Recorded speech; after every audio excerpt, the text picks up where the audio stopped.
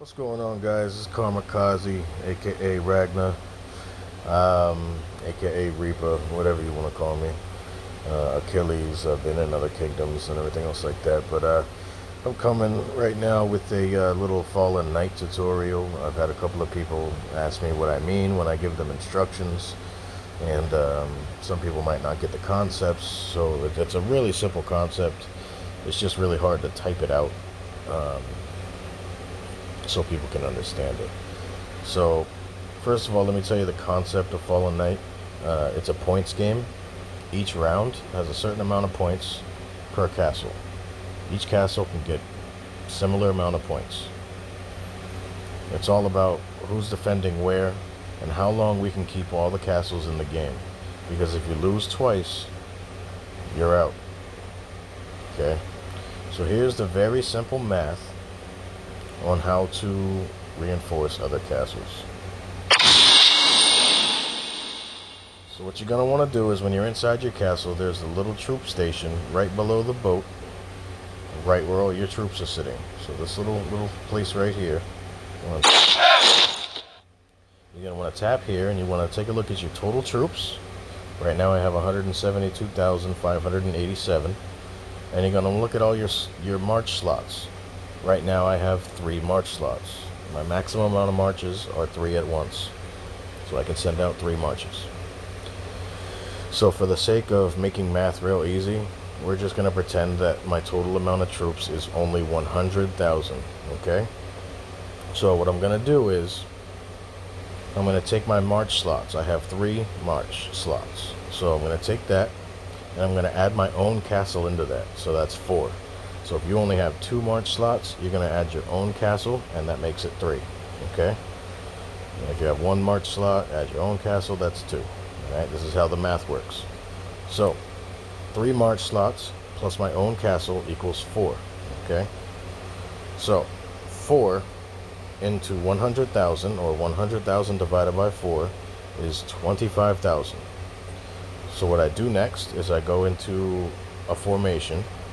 Even if it's just for this event, I'll go into a formation and I'll make a march with no heroes. Keep in mind, no heroes and no dragon. You gotta make sure there's no heroes and no dragon. And I'll do an equal march of 25,000 troops, because 100,000 divided by 4, 3 march slots plus my own castle equals 4. So 100,000 divided by 4 is 25,000. So I'm going to make a march of 25,000, or roughly around that. It doesn't have to be exact, but you can be roughly around that. You can be like 23,000, 24,000, 26,000, whatever, you know what I mean? As long as you have somewhat even amounts.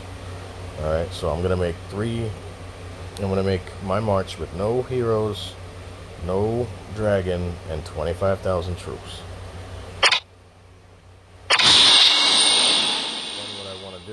Is I want to look around for very weak castles. So like this level 11 guy here. And like this level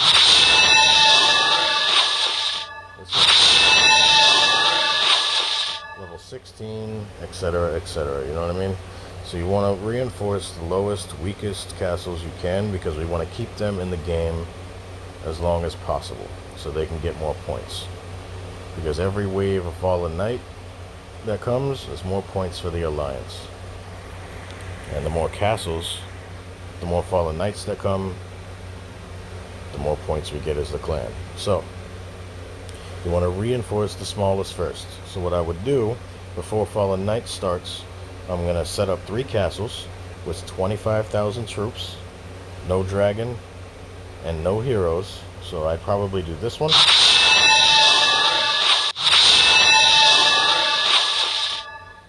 And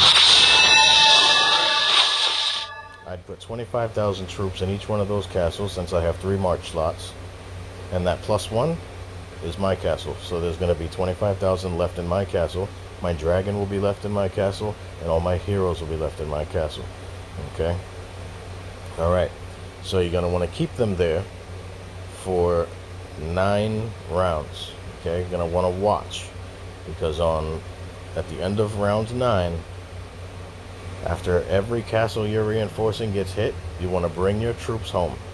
So on round 9, after this one,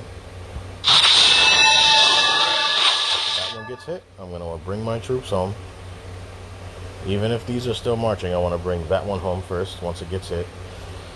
That one home and that one home. I'm going to bring them all home by the end of round 9, and I'm going to wait for our strongest guy with the highest Hall of War to get into our main fortress,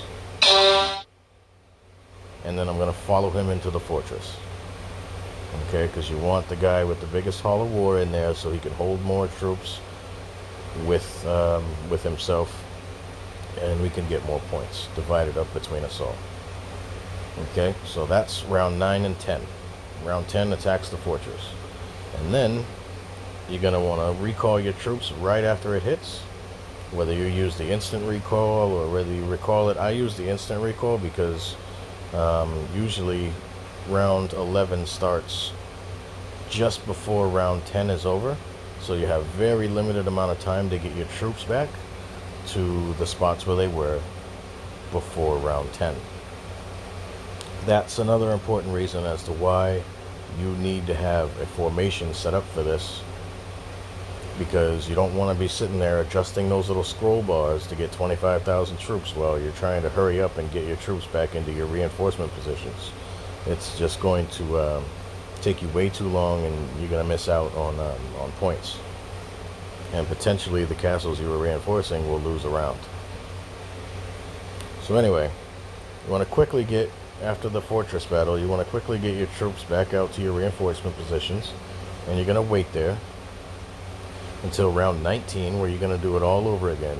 At round 19, you're going to wait to see your reports. When a report hits a castle, you're going to recall it home, and then you're going to wait for the biggest guy to get in the fortress, because round 20 hits the fortress again.